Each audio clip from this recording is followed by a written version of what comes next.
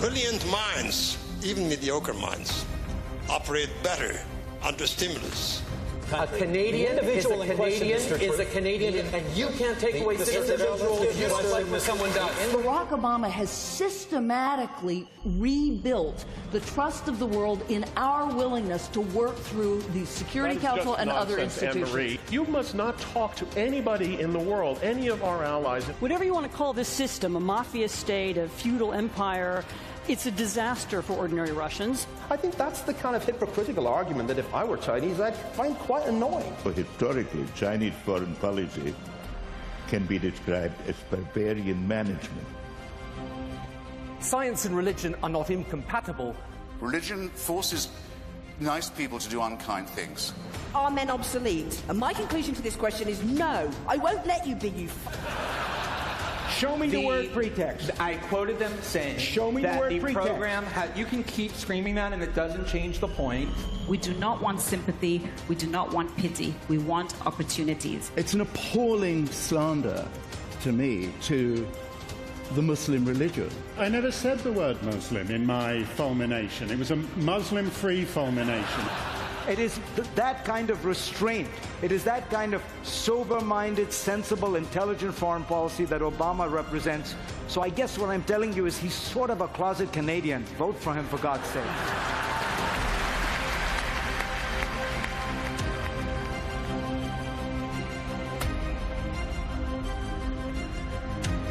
Debate on geopolitics. My name is Rudyard Griffiths. It's my privilege to once again have the opportunity to serve as your moderator. I want to start tonight's proceedings by welcoming the North American-wide television audience tuning into this debate right now on C-SPAN across the continental United States and on CPAC from coast to coast to coast in Canada. A warm hello also to our online audience watching this debate live right now on Facebook Live, our exclusive social media partner, and on Bloomberg.com, courtesy of Bloomberg Media. Great to have you as virtual participants in tonight's proceedings. And hello to you, the over 3,000 people who filled Roy Thompson Hall to capacity for yet another Munk debate. This is just great to see again.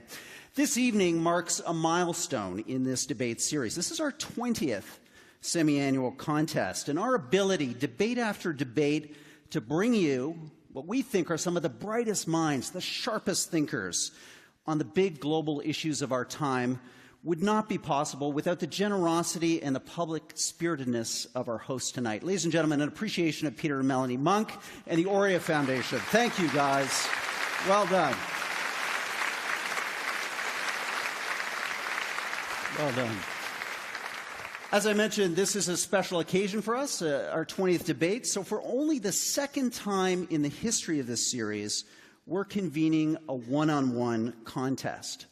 Our topic is the key geopolitical question of the moment. And it is, can the process of globalization, both economic and political, that has defined the international system since the end of the Second World War, survive an era of rising nationalism, protectionism, and populism? To find out, let's get our two debaters out here center stage to square off on the resolution, be it resolved, the international liberal order is over. Ladies and gentlemen, please welcome your debater arguing for tonight's motion. He's a renowned historian, filmmaker, and best-selling author, Niall Ferguson.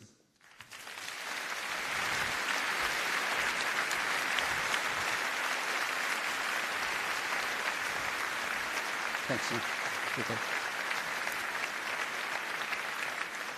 Niall's opponent tonight, arguing against the motion, be it resolved, the liberal international order is over, is CNN anchor, celebrated author, and big geopolitical thinker, Zakaria.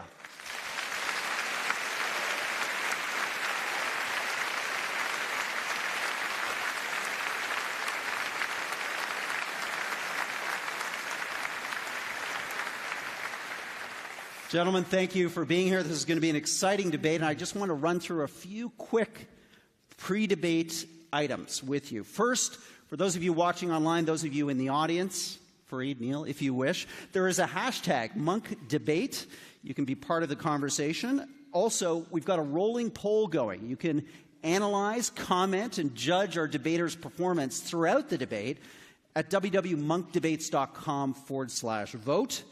And we've also got our trusty countdown clock, a key piece of the success of these debates. This clock is going to come to 0 for each of the different segments of the debate. And when you see it count down, join me in a round of applause. That'll keep our debate on time and our debaters on their toes. Now, fun and critical data point at the top of the evening. All of you here, the 3,000 people in attendance, voted on tonight's resolution coming into this hall. Be it resolved, the Liberal International Order is over. Yay or nay? Let's see if we've got those results for you. The pre-audience vote, 34% agree, 66% disagree. So interesting, the room in play. Now, this is a critical question we asked just to get a sense of the variability tonight. Depending on what you hear during the debate, are you open to changing your vote? Let's have those numbers, please. 93%. So, wow. 93% are open to changing. So this debate is in motion. It's fluid. And let's get it started. We're going to have opening statements. Neil Ferguson, since you're speaking in favor of the resolution, you're going first. You've got 10 minutes on the clock. Well, thank you very much indeed, Roger. And thank you, Peter and Melanie, for giving us the opportunity to discuss this extraordinarily important issue.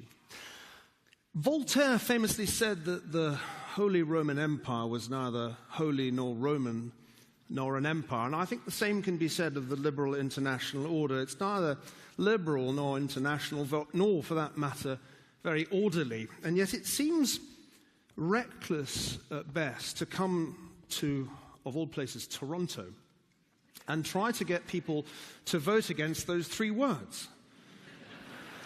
Because you're all liberal. And you're all international, and by my own experience, at least, you're all quite orderly. But it seems to me that one way of thinking about this is how difficult it would be to get you to vote in favor of what I suppose would be the opposite, which would be conservative, homegrown chaos. Now, we're trying that in the United States at the moment.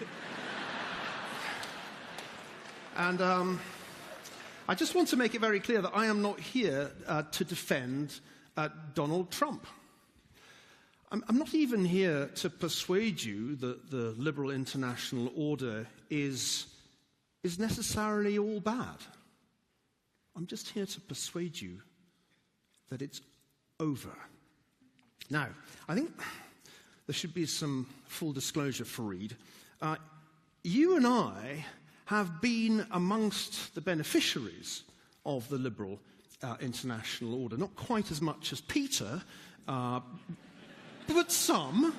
We've had our fun at Davos and Aspen over the years. I think you still go to those places. And I'm not going to deny that it's been pretty good. The question I want to address is whether or not it's been good for a whole lot of other people who may not be so well represented in this audience tonight. Has it been good for ordinary Americans, North Americans, Canadians, and US citizens? Has it been good for ordinary Europeans? Has it been good for the people in the places we come from? Those Glaswegians who didn't make it to Toronto. Quite a lot tried. Or the Indian Muslims who didn't make it onto CNN. That really seems to me the point. And I want to suggest to you tonight that we need to consider very seriously the possibility that globalization has overshot, that in overshooting it caused at least two major crises, the consequences of which we're still living with, a financial crisis and then a crisis of mass migration. And if we carry on telling ourselves this story, and the story goes something like this: oh, we've been so much more peaceful and prosperous since 1945, thanks to those nice liberal international order institutions, the United Nations, the International Monetary Fund, the World Trade Organization, and so on. Why must these beastly populists spoil it all? And that seems to me to be an extremely dangerous narrative for us to cling to. I don't think it's even good history to explain peace and prosperity in that way. In fact, I think it may be fake history. Let me explain why I think that.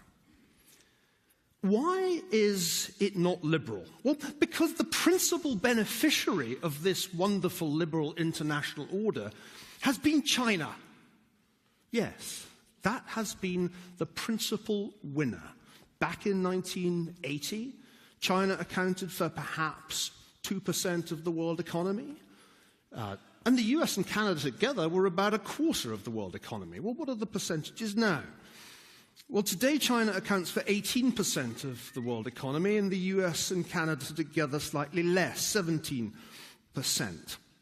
And on present trends, that differential will grow by 2021. The IMF says China will account for a fifth of the world economy.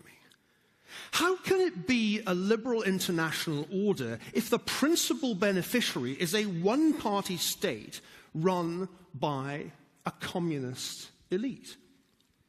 And they're not the only beneficiaries. Fareed, you wrote a terrific article once about illiberal democracies. Well, the illiberal democracies, the ones with elections but no rule of law, also turn out to have done rather well from this system. I actually looked at some of the measures you used in that article. I wanted to see if the world had got any more free since you wrote that article back in 1997. It hasn't. The proportion of countries that count as free is about the same as it was in 1997. And some of the world's countries are getting less free by the day. Dramatic declines in freedom have happened in not only Russia, but countries like Venezuela. China, the principal beneficiary of the liberal international order, ranks 173rd out of 195 in terms of freedom today. Some liberal order. Some international order too. Let's ask ourselves who really has benefited from this era of globalization. It's really an inter-elitist order that we should be talking about, because the principal beneficiaries of the system turn out to be those lucky few who possess rare intellectual property or rare real assets, including, and Peter knows this as well as anyone, commodities. Even Canada has experienced rising inequality in this era of liberal international order. Your Gini coefficient has gone up since the 1980s.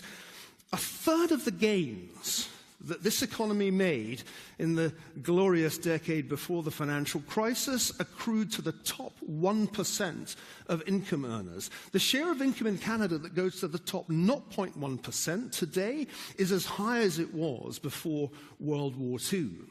That's another consequence of the liberal international order. The winners take all in this system. It's one of the paradoxes of globalization. And if I'm right about that, it's signified by the fact that it's not only populists who are trying to rein in globalization. Here in Canada, you've just imposed an additional stamp tax on foreign investors in housing because of the dramatic increase in the cost of housing that there's been as Chinese and other investors have poured into the Vancouver and Toronto markets. Toronto housing has gone up by a factor of 3 since the year 2000. Let me conclude by observing that the liberal international order isn't orderly. The order, in any case, wasn't produced by the UN, much less by the World Trade Organization. It was produced by the United States and the military and other alliances that it led, a point that Fareed himself has made often in print. Let's not confuse these things. It's very different if the world is led by a Pax Americana based on American power, as opposed to collective security based on the UN. As as the challenge has been made to that Pax Americana, what have we seen? Increased disorder, Islamic extremism claiming tens of thousands of lives every year, tens of millions of people displaced from their homes, nuclear proliferation. The Koreans fired another missile tonight. Luckily, it didn't work. This we're calling order? That seems to me a misnomer. Ladies and gentlemen, you don't need to support Donald Trump to know that there's something wrong here. You don't need to be a populist. You can do it as a classical liberal, which is what I consider myself, and recognize that the biggest threat to classical liberalism is an unfettered globalization that undermines the foundations of a free society based on the rule of law and representative government. So, the liberal international order, spelt L-I-O,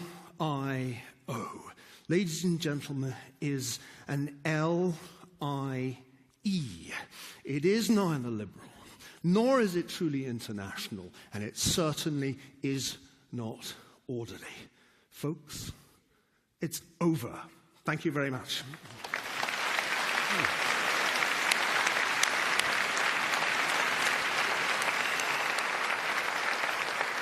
Powerful opening statement, and now we'll call on Fareed Zakaria. Your 10 minutes will go on the clock now.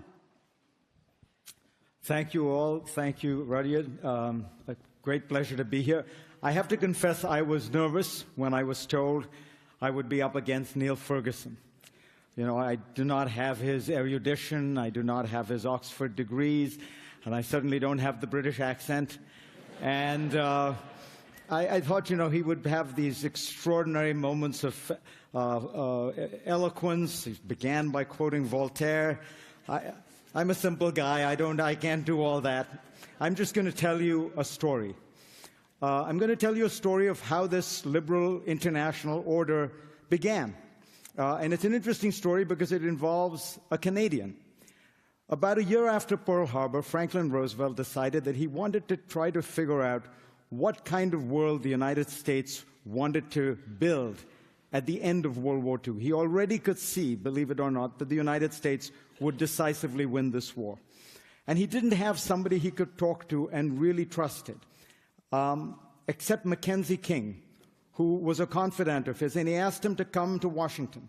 And King took the train from Ottawa, went to Washington, and they sat down at dinner. Roosevelt had a martini, didn't offer Mackenzie King a drink because he knew he was a teetotaler.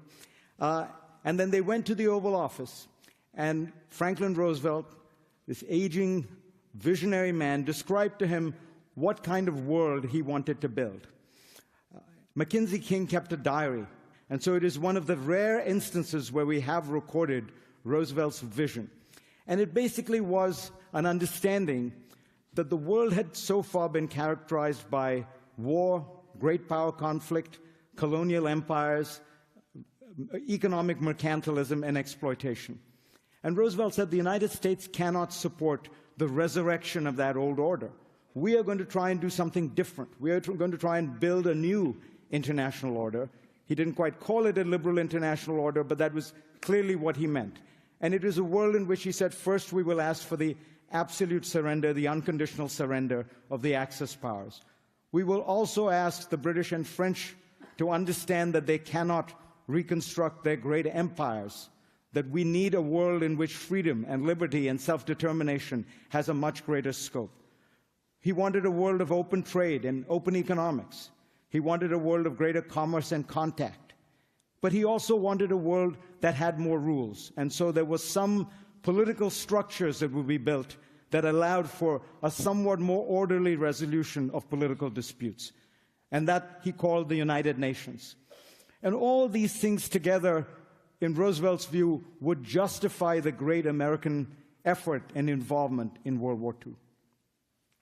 Now, at the end of World War II, Roosevelt did not live to begin to build that vision, but he talked about it throughout the war, and he worked on it throughout the war. And in fact, what happened was a partial creation of exactly that vision. After hundreds and hundreds of years of something completely different, perhaps thousands of years of something different, there was built this liberal international order. There was created a rule-based system. There was created an open economy with greater commerce and contact. It wasn't perfect. There were many, many flaws, and there were lots of countries that were not part of it, the Soviet Union and its allies being the most important exceptions. But it did create a new world.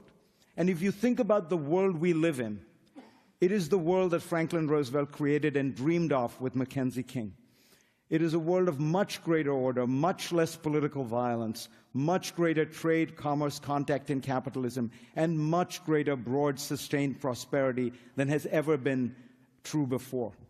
That's the world you live in, that's the world we live in, and that we take for granted because it has now become so commonplace.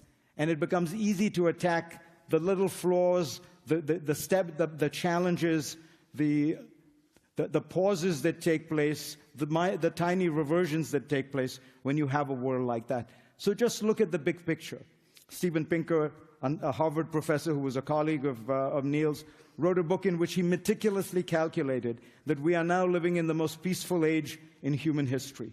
Violence, political violence, war, civil war, and yes, terrorism is down 75% compared with 4 or 5 decades ago. It's probably down 90 or 95% from 500 years ago, or at least so he claims. I'm not sure. The data from the late Middle Ages is not very good, so I'm not sure that one can speak with confidence about that. But he's a Harvard professor, so I trust him.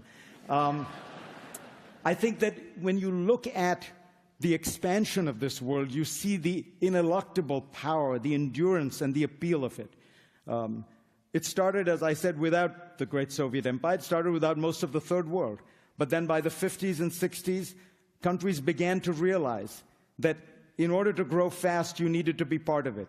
And so Japan and Taiwan and South Korea start to come in. And then Latin American countries start to join in. And then, of course, you have the collapse of the Soviet Union, the collapse of communism, and all of a sudden, the entire world becomes part of this system. So the free trading system, the so-called GATT, had 70 countries, 78 countries in 1970. It now has 170. If you look at the European Union, which had 6 countries in 1970, it has 28 now. 27 when they kick out Niall's and Britain, but still an enormous expansion from that time. This is the way in which all these groups have grown, and they include most powerfully, of course, the new rising and emerging powers in Asia.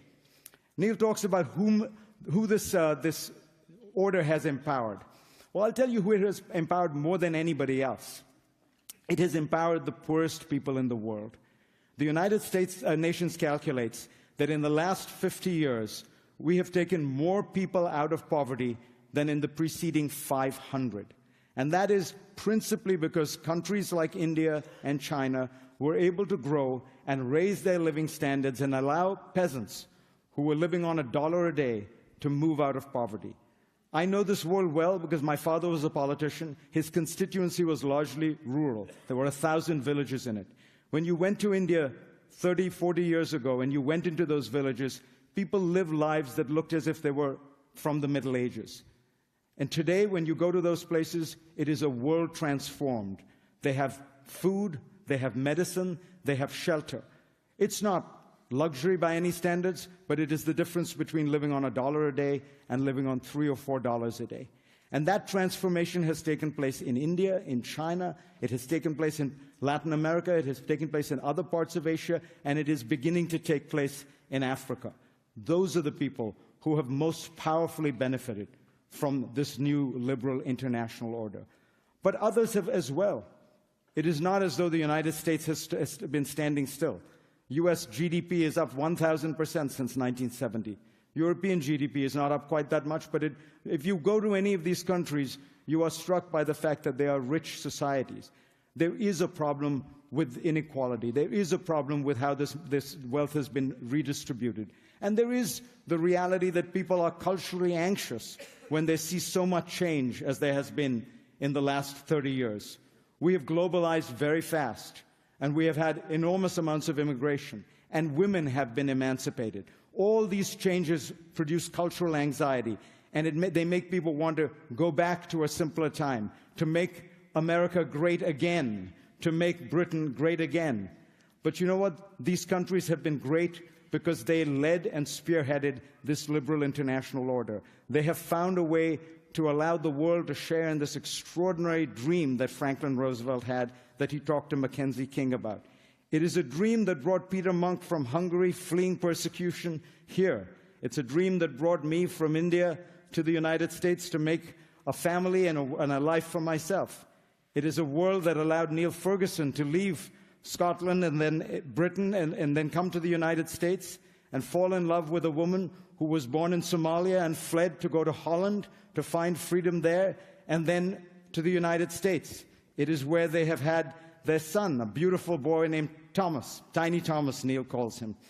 I think that Thomas's future rests on an open, plural, diverse, cosmopolitan world where people think of you based on the content of your character, not the color of your skin. I think that is the world that Niall secretly believes is powerful, deep, and enduring. Otherwise, he would not have voted with his feet and moved to the United States and moved to Palo Alto, because he knows that that is where they are inventing the future, and he wants to be a part of it. So what I say to you, Niall Ferguson, is come home. Come home to the liberal international order. Come home to the liberal international order that has been so good to you and that will be so good to your son, Thomas. Wow.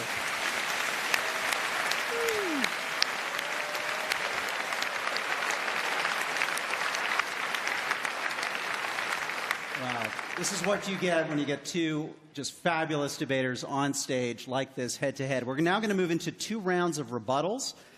Each of you are going to have 3 minutes on the clock, uninterrupted, to react from what you've heard in each other's opening statements. Niall, you're up first with your first rebuttal.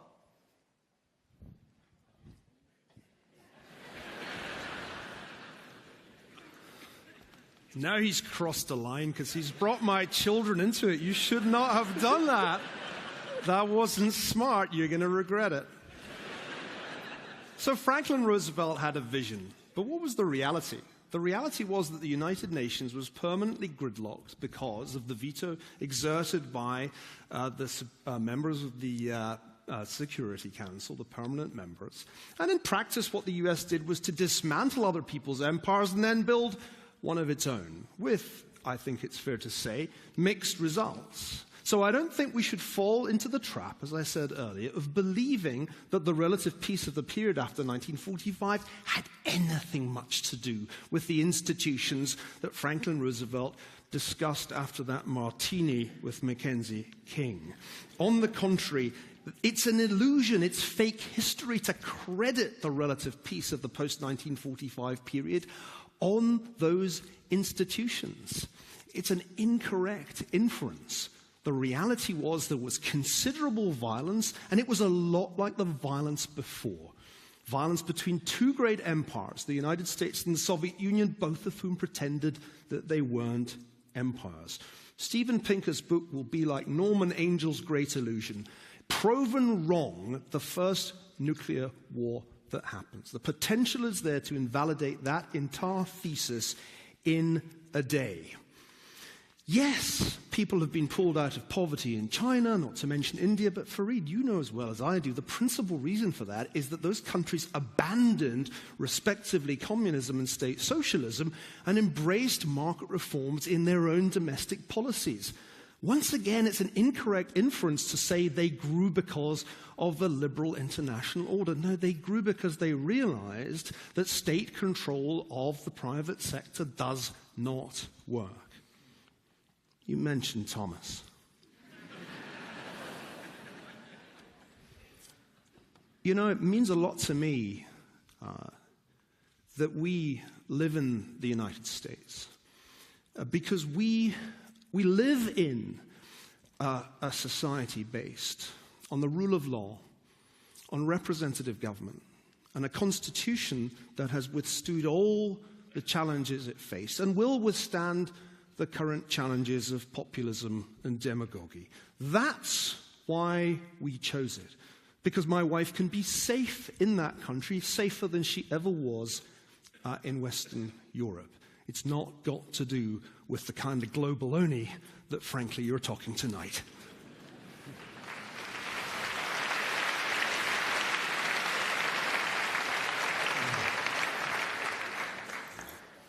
I thought what I'd do is talk about China, because clearly that is the elephant in the room, as it were, the country that Niall rightly says has benefited the most from this liberal international order.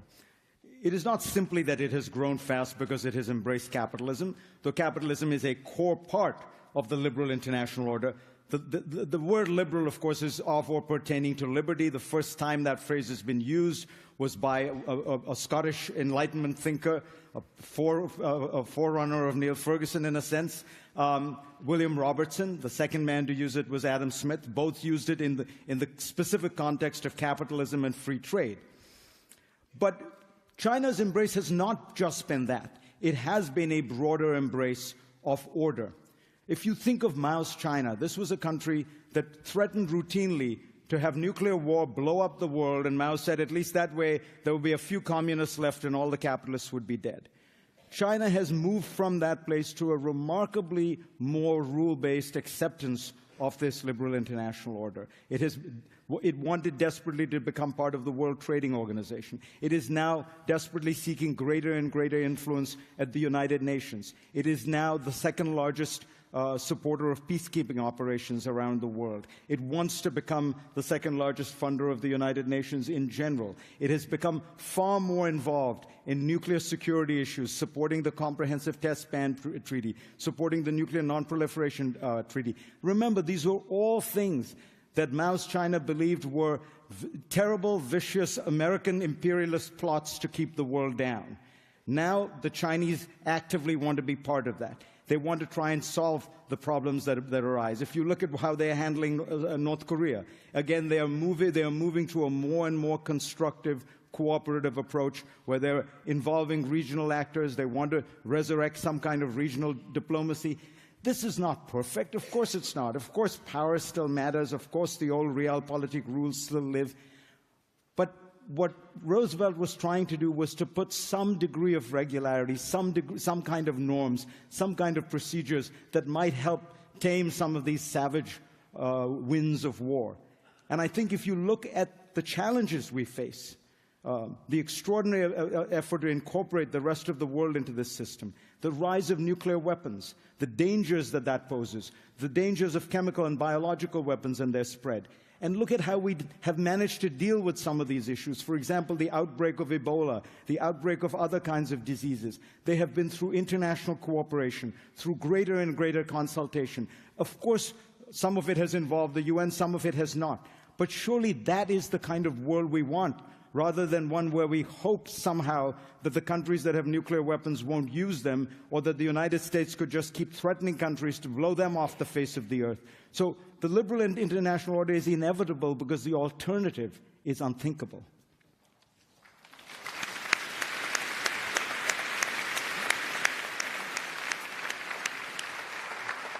Niall, you're up with your second rebuttal.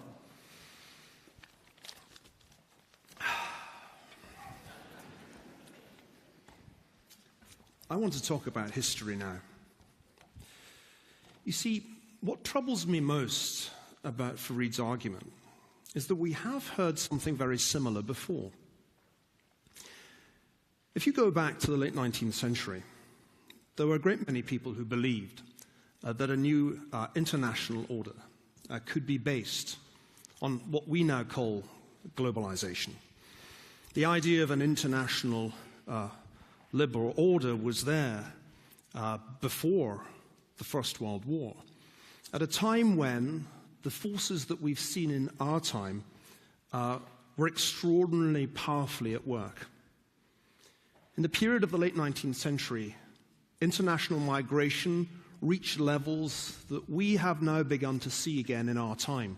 The percentage of the US population that was foreign-born reached about 14% in the 1880s. Free trade reached new heights. International exchange of goods, international capital flows, all of these things reached unprecedented levels. And liberal intellectuals, and don't be bashful, Fareed, I know you went to Yale and have a PhD from Harvard. Liberal intellectuals then made the exact same mistake that Fareed Zakaria and my friend Steve Pinker are making now. And that's the everything is awesome mistake. You know, everything is awesome if you are in a liberal bubble, as, for example, your counterparts in the early 1900s. Globalization brought, as John Maynard Keynes famously said, everything that he could possibly order to his room in a matter of days. Telegraphs, steamships, international trade. Norman Angel's book, The Great Illusion, said, what could possibly go wrong? There would never be something as absurd as a war, given this liberal international order we've created. And they were wrong. And they were wrong because they underestimated the backlash that is generated if you allow globalization to run too far. They also overestimated the ability of international institutions to avert conflict. Who now remembers the Hague Peace Conference? So there's a warning from history here. The real history we should learn is the history of what went wrong when globalization last self-destructed. What worries me when I hear these fairy stories about Franklin Roosevelt, the United Nations, and Tiny Thomas living happily ever after is that it is global only, and worse than that, Fareed, it's fake history. And I suspect that in your heart, you know that. Thank you.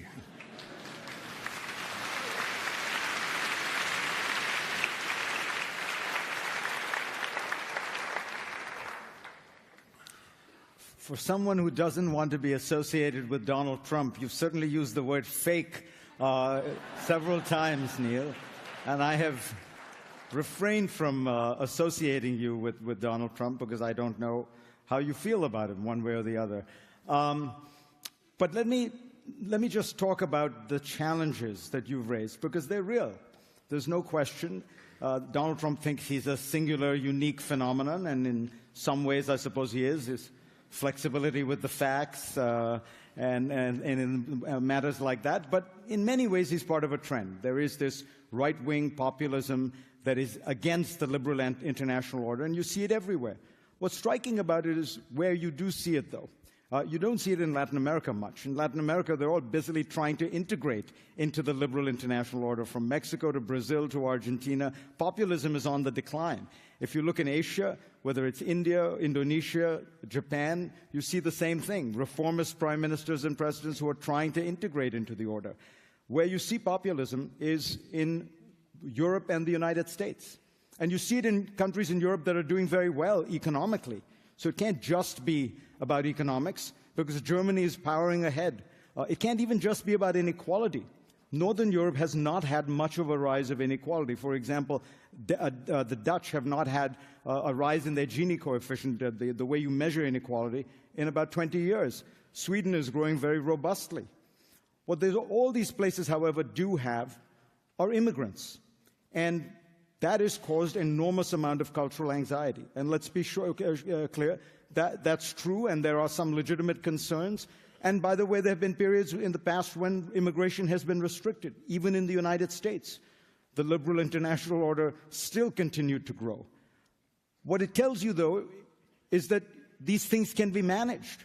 You can find ways to address inequality. You can find ways to deal with immigration. And in fact, we are in the one Western country that is not going through a great rise of right-wing populism, Canada.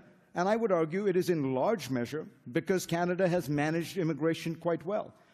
This is not something endemic to Canada. It was not in your DNA. Canada had a whites-only immigration system that had its own problems, and then it changed. Under Trudeau and then Mulroney, there was an enlightened reform of it, an emphasis on a certain kind of multiculturalism and assimilation. And now you are in this extraordinary position where you watch the rise of this illiberal, globalist, anti-globalist populism, but you are not feeding it. There is almost none of it in Canada today. And so I look at that, and it gives me great hope, because it tells me that there are policy solutions to the very real challenges that Niall Ferguson has brought up. And it reminds me once again that we should all, around the world, be a little bit more Canadian.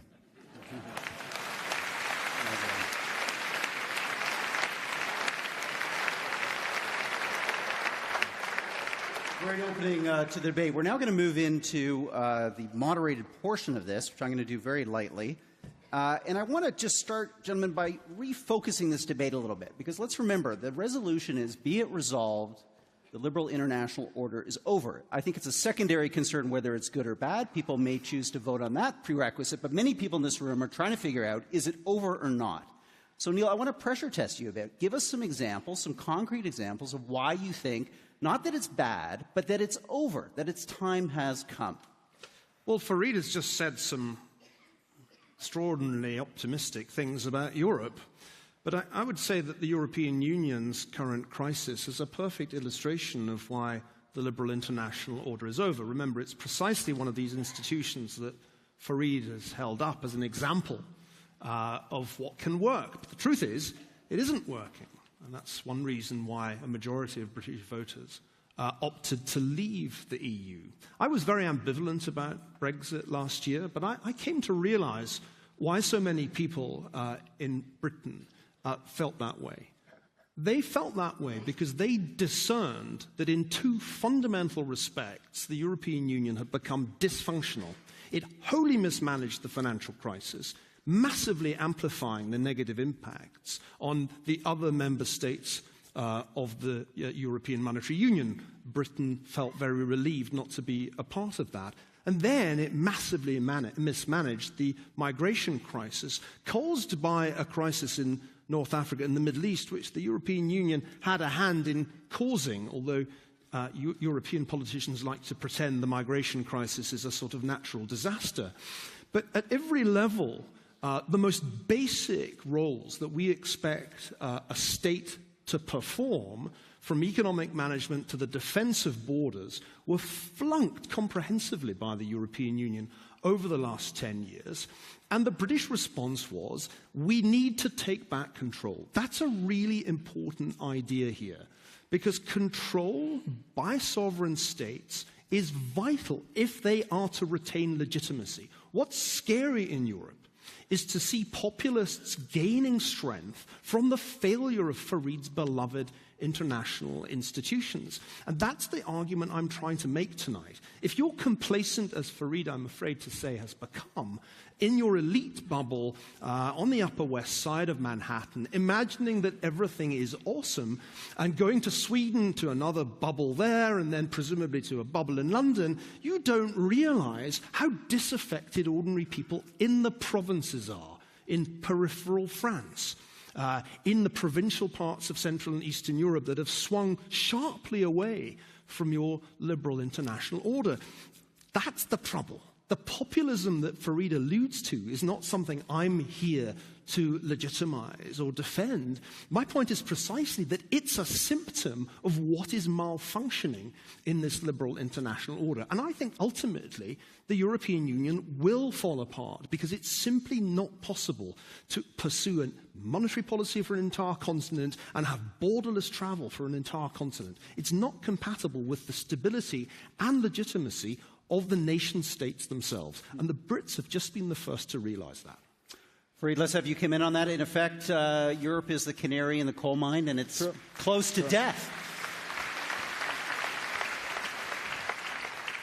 I'm so glad that Neil is mingling with the people in Palo Alto, where my home would probably buy you a garage. But I think it's important to remember the history here when we talk about the European Union.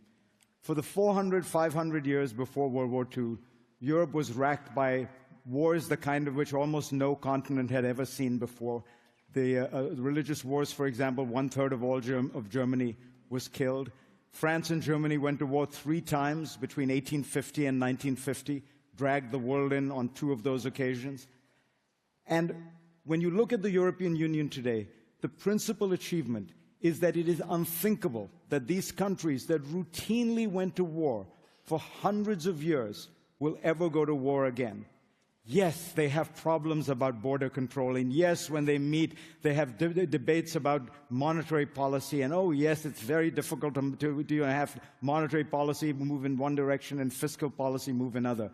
It's a very different world from Germany invading France, Belgium, from the horrors of World War I, World War II, and all the wars before that. So I look at the European Union, and I know it's fashionable to decry it and to talk about the bureaucracy and to talk about the sclerosis, but it is an extraordinary achievement of political and economic cooperation that should be a model for all countries in the world. That is how we want to solve problems. That is how we should. And those great liberal internationalists of the 1900s, Norman Angell and such, did not predict, by the way, perpetual peace. Norman Angell's book did not say there would be peace forever. He said that a war within Europe would be so costly that it would make no sense economically to wage it, that the victor would lose economically so much by plunging the continent into chaos that it wouldn't be worth the candle. He was proven absolutely right in that because of the interdependence that had been achieved by this order. Now, why did Britain leave? Britain has always disliked Europe. Britain, I mean, if you read John of Gaunt's speech in Richard II, written by Shakespeare, it's all about Britain as this sceptered isle set against the scheming, disastrous, infectious, warlike, Machiavellian Europeans. This is the way Britain has always thought of itself. It has always seen itself as a country set apart in all kinds of ways. There is the famous headline that you saw in Britain in 1900, which said, "Fog over Channel, continent cut off." That is and so that is part of Britain's that's a made-up decision. story. But let me just to be clear, that's fake. Yeah, let me as we say in it's journalism, a good story, but it's just some not stories true, are too good to check. But I thought that Niall might bring up the Brexit issue, and I don't know if I have it here or not, but I was struck by Theresa May's declaration of independence from the European Union, in which she said, "We are doing this because we want to be a global, free-trading Britain that embraces the world, that embraces greater international commerce, cooperation, wants to remain in all the international organizations and institutions we are in. We see it as a path to global free trade and greatness." Now, you might ask why you would then exit the largest free trade body in the world as a process of getting to free trade. But my point is, if you look at the way in which Britain has exited the European Union as some kind of harbinger for what is happening, I would argue you're looking at the exception that proves the rule. Europe has gone from 6 countries to 28. There was a line of countries desperately trying to get into Europe. Why? If Britain is the one country that wants to get out, why do all these other countries want to get in? Because they understand the virtue of this stability, of peace, of cooperation, because they see the before-after picture in Europe like you have never seen anywhere in history. Can I just push back a little bit here?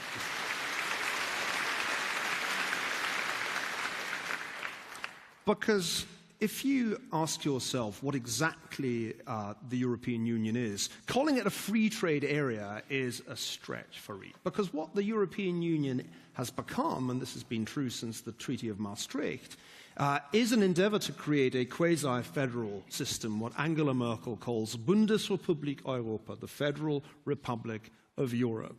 And in some ways, when you look closely at how Europe works, go to Brussels, meet the people who run it, they live very good lives. Bureaucrats don't even pay tax. You discover that it's actually a wonderful product of mid-20th century thinking. It's extremely bureaucratic, highly centralized. They use the word subsidiarity, but they never actually devolve anything that they can retain control over. It's predicated on an extraordinarily complex system of regulation.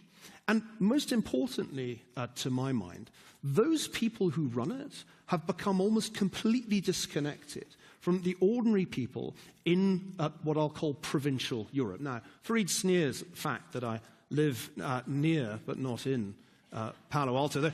I mean, really, I wouldn't make jokes about real estate prices in Toronto if I were you. It's a reminder that the Canadians themselves, Justin Trudeau, has realized that globalization has overshot.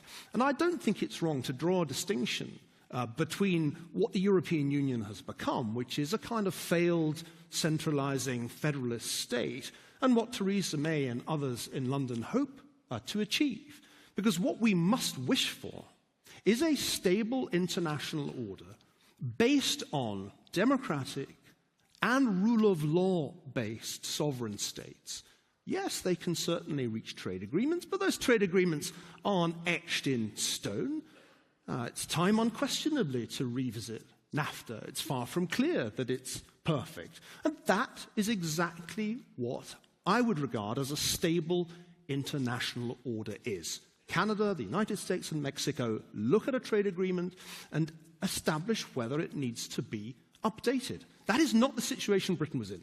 Britain was in a position where rulings made by the Council of Ministers could be imposed on the British Parliament regardless of what the British people wished. And there's a huge difference in my mind between that, which seems to me the essence of Fareed's liberal international order, and a more conservative nation-based order, which historical experience shows is far more likely to produce stability.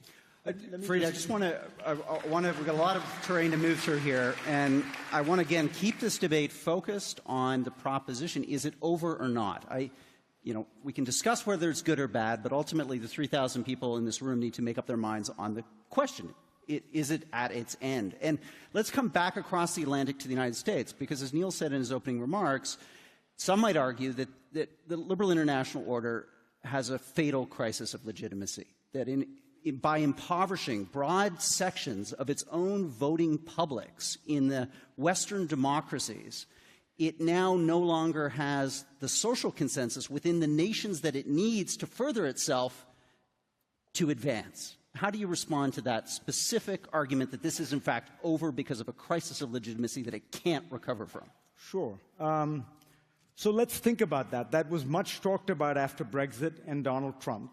And what I would point out is that we seem to be in a slightly different moment right now, right? You have just had the French elections in which the person who seems likely to win is Emmanuel Macron, a former Rothschild banker, an economic free trader, a believer in the European Union, a believer in transatlanticism, and a proud believer in all these things. Yours, Fareed. You must have met him exactly, at Davos. exactly. The person who seems to be likely to win in Germany is Angela Merkel. But if she loses, she is likely to lose to a social democrat who is more pro-European than she is. You can see why we're leaving. If you look at Donald Trump and the United States, well, it is true he won the presidency. It is also true that Hillary Clinton won almost 3 million more votes than he did. And he now has the lowest approval ratings of any president in history at this point in the presidency. So it's important for us to remember that there are many forces within these societies, that there are lots and lots of people who are in favor of the liberal international order, this kind of world, the world we live in, as I say. And what's most telling, and the reason I think that it's not over, Rudyard, is because the one common factor in all these countries is that young people are overwhelmingly in favor of the kind of world I'm describing. It's because not only do they understand that it is inevitable, you can't stop China from growing, you can't turn technology off, you can't stop the cooperation and interdependence that comes from trade and capital flows, but they also understand that it is beneficial. They want to live in a world that is open, that is connected, that is pluralistic, that is tolerant, that is diverse. And that is why you see these extraordinary numbers. When you look at young people in the United States, when you look at young people in Europe, and even when you look at young people in Britain. Had the vote been, an under 40 vote, Brexit would have lost dramatically. And that tells me something very important, which is that the future lies with this kind of world. We are going through a period where people who are older, who have less education, who live in rural parts of the United States and Europe, understandably feel anxious. And as I say, there are policy remedies for that which we should employ. And they are across the board. They involve things from immigration to economics. But don't forget that the future belongs to this liberal international order. Demographics is destiny.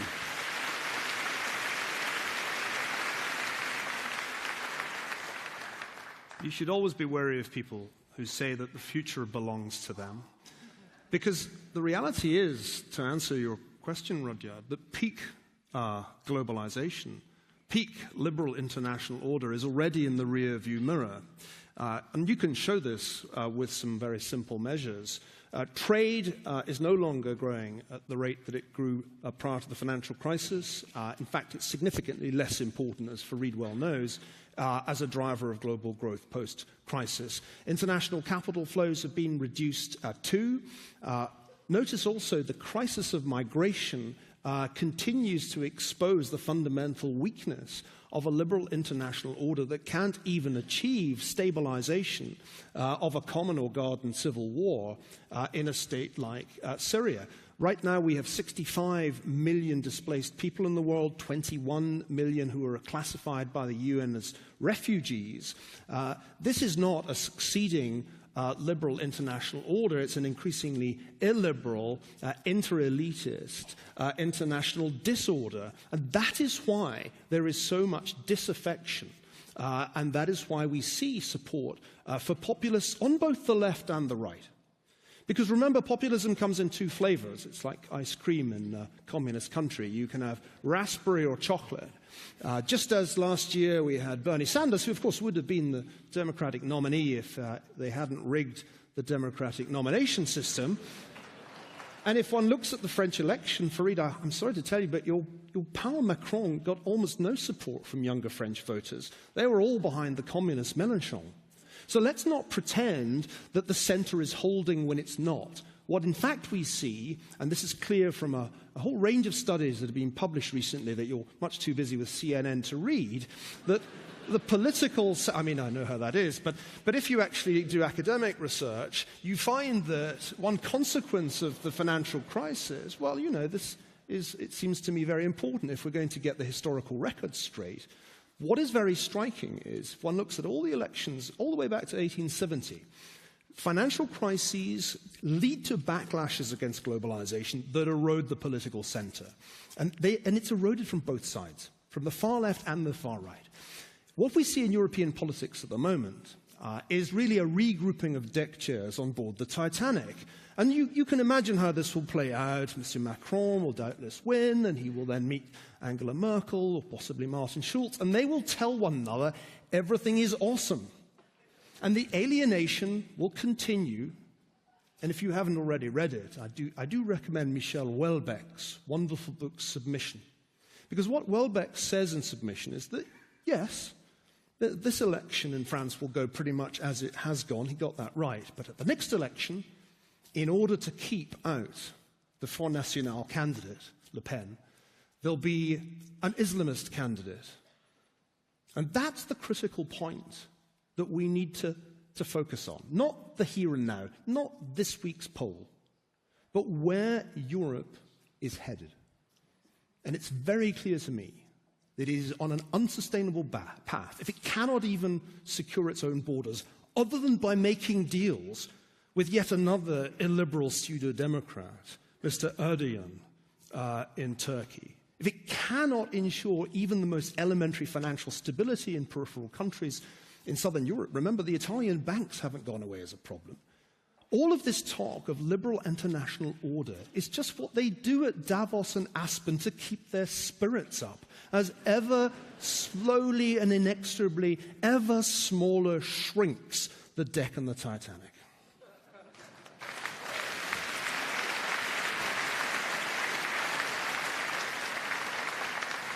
Fareed, just to have you respond to, I think, some of the symptoms of the demise of the liberal international order that many people in this room might think about.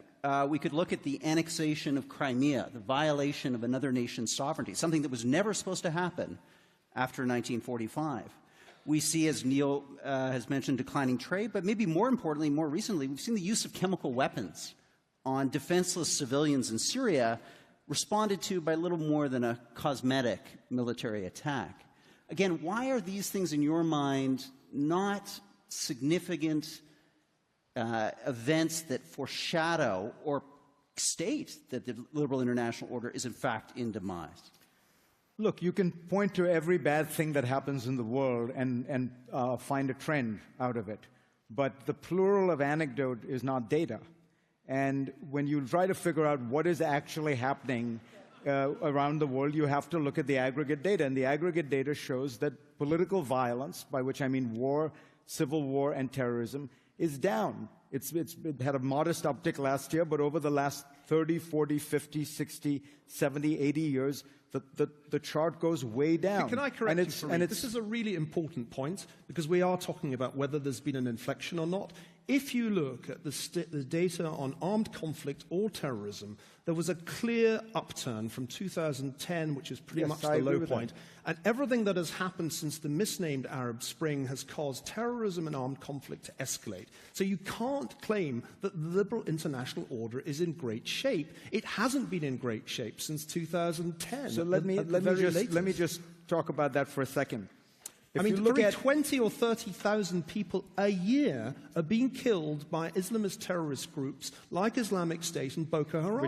I'm sorry, I don't find that comforting. Which is partly terrible, because they would like to kill my wife. 30,000 Americans die of handgun violence every year. But there's and a that is terrible difference. too. There's a difference, Fareed. But let me again just broaden the scope and remind you that if you look at the world of violence right now, a striking thing happened this year. The Colombians announced a ceasefire with FARC, with an insurgency that had gone on for 5 decades, killed 300,000, 400,000 people, displaced millions of people. And the reason it was striking to me was it marked the end of any kind of political violence in the Western Hemisphere. Half the world, in other words, now does not have a war, a civil war, an armed insurgency of any kind. If you say to yourself, well, that's Latin America, well, Latin America was very violent. When I came to the United States, there were armed insurgencies in 5 or 6 Latin American countries. The United States invaded, was funding insurgencies in places like Nicaragua. It then invaded Grenada and invaded Panama. There was a lot of stuff going on there, and that is now essentially come to a close. Violence in the world is essentially restricted to a band of places that one could call the crescent of crisis, going from Nigeria to Afghanistan. It is almost all an Islamist belt. It is worrisome. I think Niall and I probably agree on some of the causes of it. But notice how restricted it is.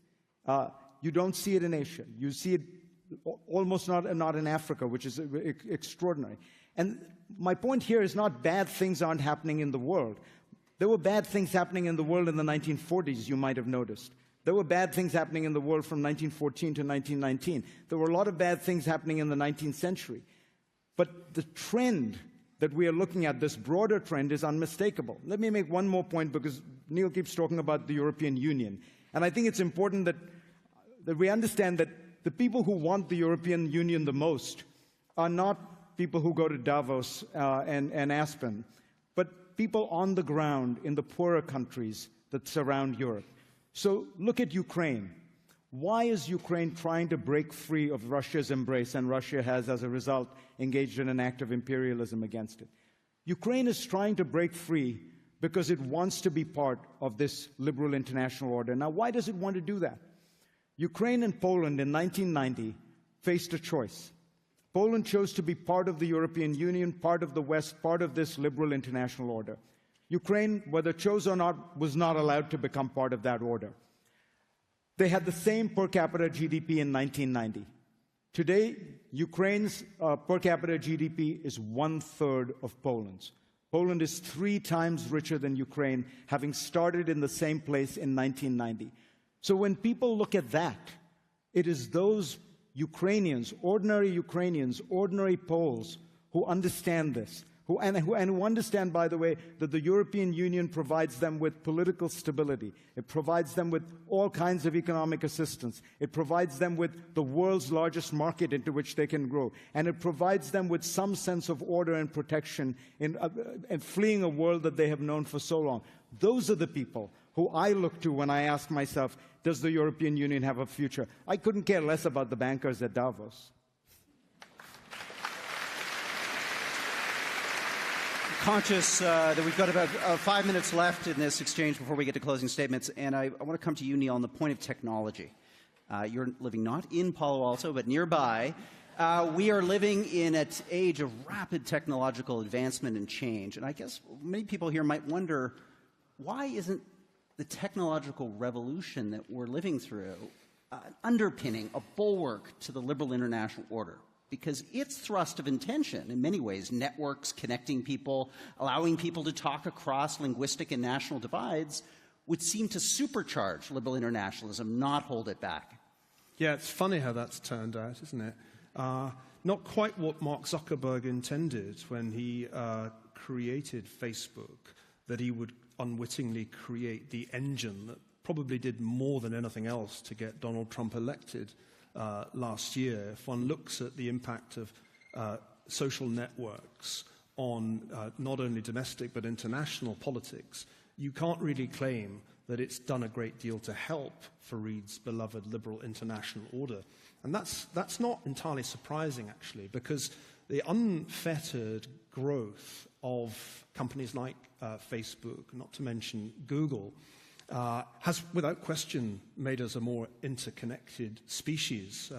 We really are far more interconnected than ever before. But has that promoted the values that Fareed has been pitching tonight? Actually, no. It's turned out to be a tremendously powerful engine, not just for the notorious fake news, but for full-blown cyber warfare. Fareed ducked your question about Ukraine, I thought rather feebly. What happened with the invasion of Ukraine was a complete failure for the liberal international order. It utterly failed to uphold not only the UN Charter, but also the Budapest Agreement. And the annexation of Crimea by the Russian Federation is essentially now accepted by the liberal international order as just one of those things, never mind. And Ukraine is in a state of more or less civil war. It'd be wrong to call it a frozen conflict because it's really quite hot and there are periodic outbreaks of violence. The picture that Fareed paints of Latin America is also kind of baffling. I don't know, heard of Venezuela following events in Caracas? I mean, populism may be on the retreat in Latin America. It is in some countries, notably Argentina, but it's putting up a ferocious rearguard action in Venezuela right now, and people are being killed in the streets of Caracas. So my sense is that we have all probably overestimated the benefits of creating a completely interconnected world. We didn't realize that would actually be former KGB operatives who would best understand how to unleash troll armies to try to influence democratic elections. We underestimated the extent to which an interconnected world would be a great opportunity for the radical Islamists to propagate their message. Fareed says, oh, it's contained in a crescent of crisis. Really? Radical Islam is contained? I must say I hadn't noticed that when people were being murdered in San Bernardino, in London, in Paris. Even in Canada there have been attacks. This is a global threat. And unfortunately, the technology that we dreamt up in Silicon Valley has proved to be essentially morally neutral. Can I just interrupt you for one thing, Neil? I think it's important to point out the incidence of terrorism and deaths by terrorism in Europe in the 1970s was 3 times higher than it is today. I know it's easy to scare people because these are Muslims and they look different and they sound different, and there are ways in which, importantly, they are dangerous. But let's not forget that Europe went through very bad stretches with terrorism. It's easy to get people all riled up about this, but the reality is we have been through periods of violence. We have been through periods of terrorism. Yes, the Russian annexation of Crimea was a terrible thing. So was the Soviet invasion of Czechoslovakia. So was Hungary in 1956. So was the Soviet invasion of Afghanistan. It is not as though we have not had, during what you call the heyday of the liberal international order, it's not as though we didn't have bad stuff happening. The point is, on balance, where are things tilting? You know, if you look at Martin Luther King's great line, he said the moral arc of the universe bends slowly, but it bends towards justice. I would argue that the arc of history bends slowly and in zigzag ways and curves, but overall it is moving towards a greater degree of freedom, because your great hero, Neil, Margaret Thatcher said, when people are free to choose, they choose freedom. I believe that still, even if you don't. Okay, well done, gentlemen. Well, we've come up against the clock, so we're going to move now to our closing statements. These will happen in the opposite order of the opening remarks. We're going to put 5 minutes on the clock, and Fareed, the stage is all yours. You see, I told you I was worried about being up against this brilliant, well-read man who reads academic papers and, as I said, has this very posh accent. But I'm going to try again to just tell you what I know. I'll tell you a scene from my favorite movie. It's David Lean's wonderful movie, Lawrence of Arabia. And there's this moment where Lawrence is convincing the Arab tribes to go up against the Ottoman Empire. And to do it, he has to get them to take the port of Aqaba, the Turkish port. They have to go through this terrible desert. They all say it can't be done. It's never been done before. He gets them to do it. But they leave behind an Arab soldier, a very, very important Arab soldier whom everybody loves, Qasim. And Sharif Ali, played by Omar Sharif in the movie, for those of you who remember, tells Lawrence, you can't do anything about it. The desert has swallowed him up. It was his fate. It was written. Lawrence goes into the desert for a second time and manages to bring him back. And he brings him back alive and presents him to Sharif Ali. And he says to him, nothing is written. And what I want to remind you is that this is active, ongoing history in the making. Nothing is written. Yes, there are all kinds of challenges to the liberal international order. There are people who are celebrating its demise, from Donald Trump to Marine Le Pen to Nigel Farage to Geert Wilders. There are all these people who want it to fail, who believe that they're onto something, who are exploiting the anxieties of people who perhaps don't understand the complexity of these forces, and telling them something very simple. Donald Trump's message, after all, to Americans, to particularly the kind of Americans who Neil is talking about, is, your life sucks, and it's because of Mexicans, Muslims, and Chinese people. The Mexicans take your jobs, the Chinese take your factories, the Muslims endanger your lives. I will beat them all up, and you will be great again. It's a powerful, seductive message. That was, by the way, the entire campaign in 2 minutes.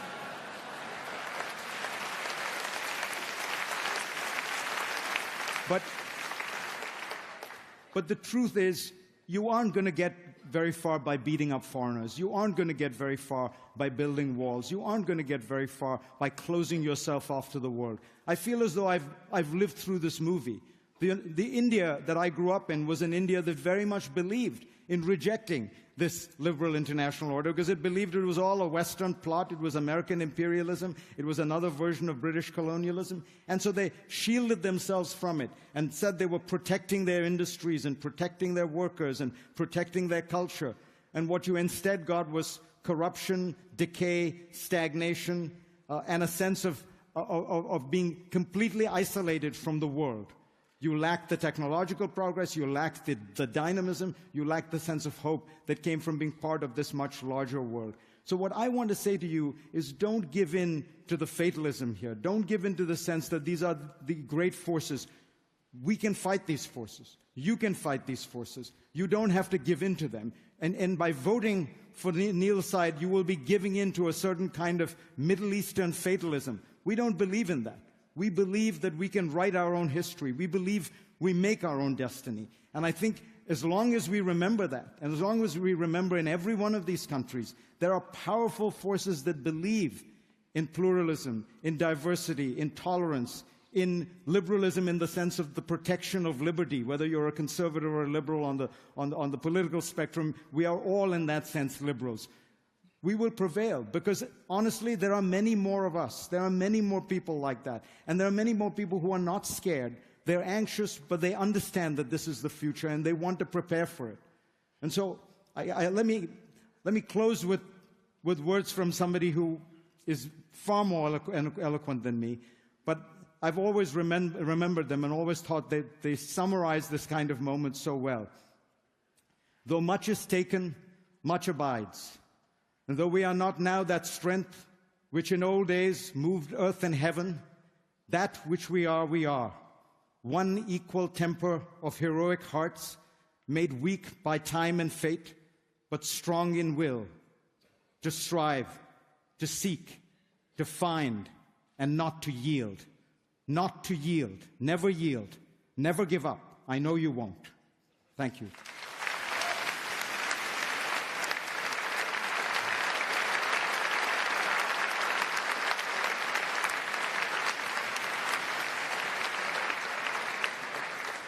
Niall, you get the last word. Fareed's a friend. You might not realize that, but he is. But, he's also an optimist. He's a super optimist. In some ways, Fareed was even more optimistic about me in the sense of how the United States would do back in the day when he was a neoconservative. If you look back through Fareed's archive, I'm a historian, so that's the kind of thing I do, you find him writing, "Cordiality between the great powers and rising global prosperity is neither natural nor self-regulating. It is the product, more than anything else, of American power and purpose." Oh, that's the same guy. Just 10, 20 years ago. September the 15th, 1996. Here he was, January 2003. "American power has brought peace and liberty to countless places around the globe, especially to Western Europe. American power helped create a more civilized world in the Balkans. Despite Washington's tentative approach toward nation building, the war in Afghanistan has vastly improved the lives of the Afghan people. And a war in Iraq, if followed by truly ambitious post-war reconstruction, could transform Iraq and prod reform in the Middle East." This doesn't quite sound like the liberal international order you were talking about earlier, Fareed. If I think about the argument that is central to much of Fareed's work, it includes a proposition about how the liberal international order will work on its principal beneficiary, as Fareed has acknowledged, China. Here he is, back in 1997.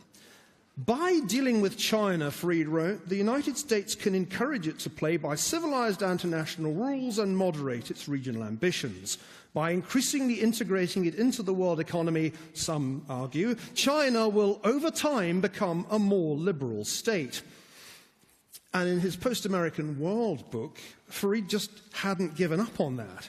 As Chinese standards of living rise, political reform is becoming an increasingly urgent issue. That's true, an increasingly urgent issue that they want to prevent from ever happening.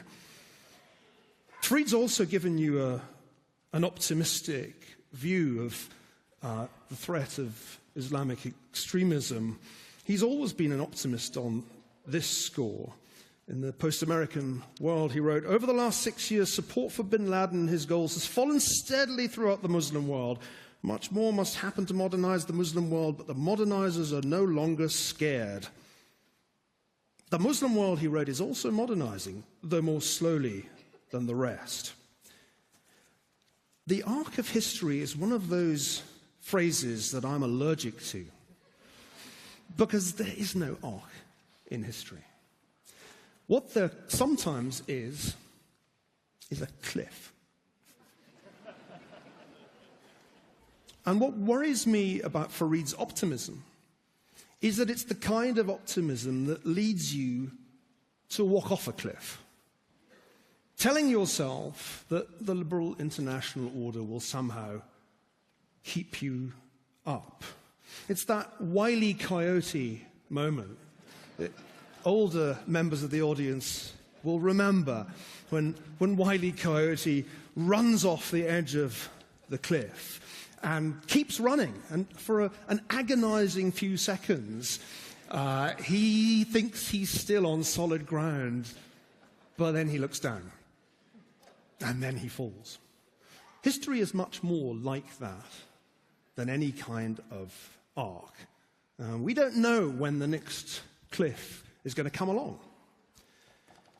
If one thinks back to the last great age of globalization, before the First World War, the most striking thing is how hard they kept running, even after they'd gone off the end of the cliff. The socialists were still planning a meeting of the Internationale in the summer of 1914. The statesmen kept writing their letters and their telegrams even after the armies had been mobilized. The liberal international order is over because it has run over one of those cliffs. And like Wile E. Coyote, optimistic Fareed and his liberal international order are going to fall. Please don't go over the cliff with them.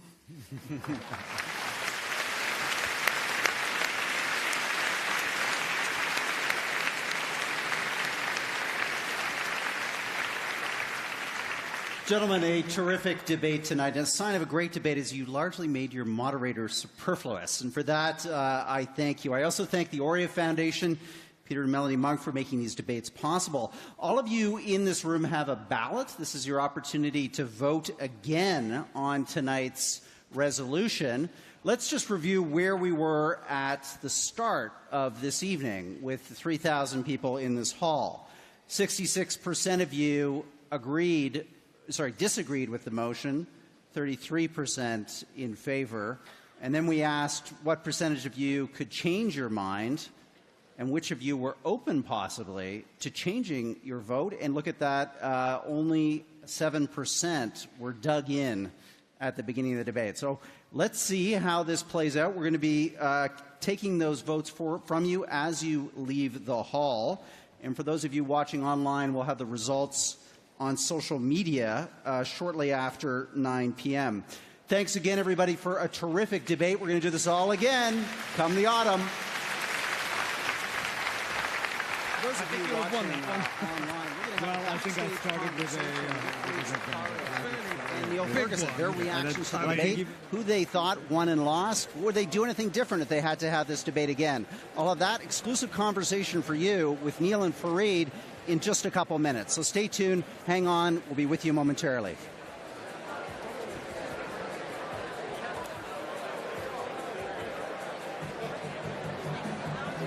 Yeah, sure.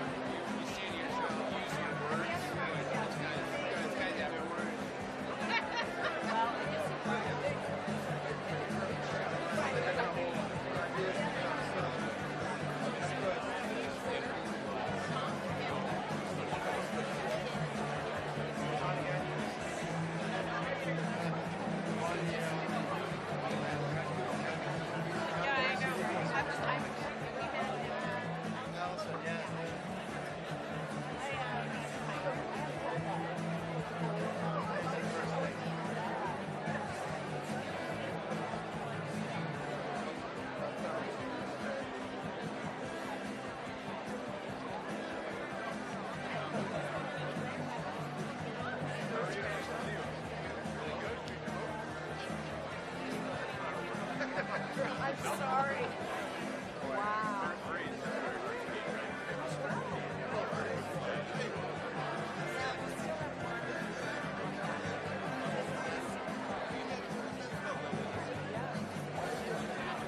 Good? Yes, yes. We're spending a lot of time in your office with Tony and the architect. My wife.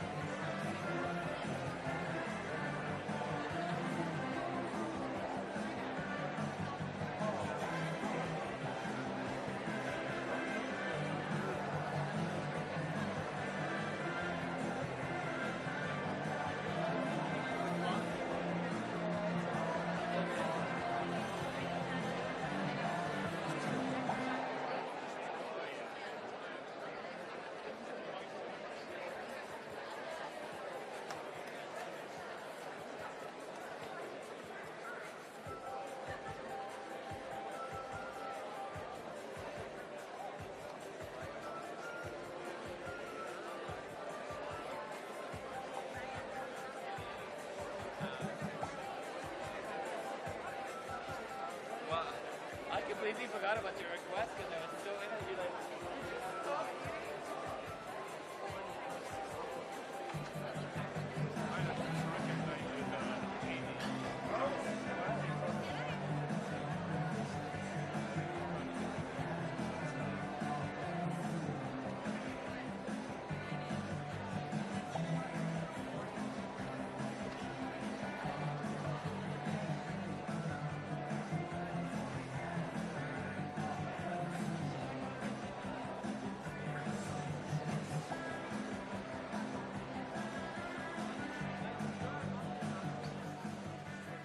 Great. Welcome back. We're going to move now to our post-debate interviews with Fareed Zakaria and Niall Ferguson. We're going to get their reactions to what happened on stage here over the last hour and a half. A terrific debate on the motion, be it resolved, the liberal international order is over.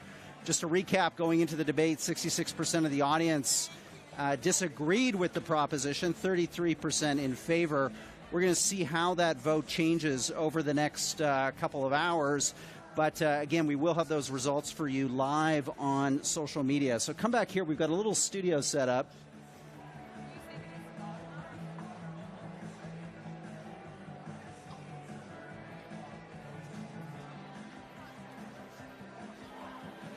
Being liberated from the conventions of journalism, we only have to be, we have to be right. We don't have to be sexy. Are we on air? Gentlemen, we are going to be on air right now on Facebook Live, talking to the audience that was watching the debate before. Talking to the camera or to you? Well, you can talk to each other, and they'll... Because I almost feel like sports announcers talk like this. I'm sure they can take care of it. But look, thank you for a great debate. Covered a lot of geography, a lot of history. It was certainly one that I enjoyed. Always want to ask this question on stage, but we never have time, which is, which of your opponent's arguments if you had to pick one, would you give the most credence? What did you hear from Fareed tonight that you thought was his most powerful counter-argument to your case? I'm such an incredibly aggressive debater that I can't think of a single thing. I mean, I might think of it tomorrow. But at this point, I'm fixated on destroying everything this man said. The votes have been cast. You can't influence the outcome. I mean, I think the historical argument that Roosevelt had a vision is, of course, persuasive, and I think he did. And I think the institutions that he envisioned are still with us today. Of course, you would have to acknowledge that Woodrow Wilson had to try exactly the same thing and totally failed, and we may yet see the UN system fail. But I think that's, from a historian's point of view, the hardest thing to push back against, because there's no question that that was the vision of a liberal international order that Roosevelt sketched out. Fareed, same question for you. Which of Niall's arguments did you find most convincing? You know, I actually found most of them, I mean, all of them were intelligent. Probably the most important one is that it has, this liberal international order has not benefited a very important group of people over the last 20 years as much as it has others. And those are essentially the Western working class, people without educations, without college degrees. And it's a real problem. I think it's important to remember that in the broad scope of things, they've done very well. They've done very well over the last 50 years. But really, it has been since the rise of China. The ability for these people to make a living and perhaps as importantly, to have a kind of status that comes with having a good job that's secure, being at the center of a town, that has become much more difficult. I think a lot of it has to do with technology. It's not just globalization. Think about driverless cars. 3 million people in America drive cars, buses or trucks for a living, and driverless cars is doing that. If they lose their jobs, it's not because of China, it's because of driverless cars. But that's a very difficult problem because it's part economic, it's partly about a sense of dignity, a sense of cultural anxiety about the world, and it's a very real problem. Niall, would there be an international event that you could think of that it happening would change your mind and could make you actually optimistic about the liberal international order? Could it be, for instance, China becoming a democracy or something? Well, I'm not holding like my that. breath at this point, Rudyard, in the expectation of that's happening. Unfortunately, I think the trend is much less Fareed's friend than he was arguing. The trend on international violence is definitely not his friend anymore. By the way, read Nassim Taleb's devastating critique of Steve Pinker's book, which points out that this notion of a trend towards peace is actually statistically bogus. It's really quite an important and very problematic critique for this whole line of argument. So I actually anticipate an upsurge in conflict in the coming years because the liberal international order can't actually do anything about conflict. We see that in Syria right now.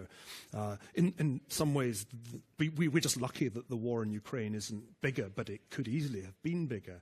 So that's the thing that's really playing on my mind. What would change my mind would obviously be if the international institutions that Fareed has been defending were to sort out the situation in Syria. But there's absolutely no sign of that happening. And of course, populist politicians don't have the same incentives to get involved as liberal internationalists or neoconservatives. Actually, it was interesting that Fareed was enthusiastic about Trump's decision to launch missiles at Syria, because I think you saw a glimmer of hope that he might commit himself that he wouldn't campaign trail. But I think if he does go down that route, it's not going to be as a liberal internationalist. It's going to be as an old-style wielder of American power. You know, you talked about Ukraine and Crimea. The point I would make more broadly is, again, historically, I think historically, the thing Russia would have done almost certainly in any other situation is just invaded and occupied Ukraine and essentially annexed all of it. The Russians really think of Ukraine as part of Russia. It was for 300 years. I would argue that the reason Putin did this very limited maneuver that he did, which was to take Crimea, try to destabilize a part of eastern Ukraine, is precisely because he understands, he's a very clever actor on the international stage. He understands that there would be costs, that it would be very difficult. He feels he can manage sanctions over time, they'll weaken, but he didn't want to do so much that it would provoke a full-scale response. I think if you look at the way the Chinese have pressed forward in the South China Seas, but been very careful about moving back. Again, if you think about this in historical terms, these are, you know, in one case a great rising power, in one case a flailing, declining power. I mean, you think about what Austria-Hungary did in 1914. Think about what Germany did when it was rising.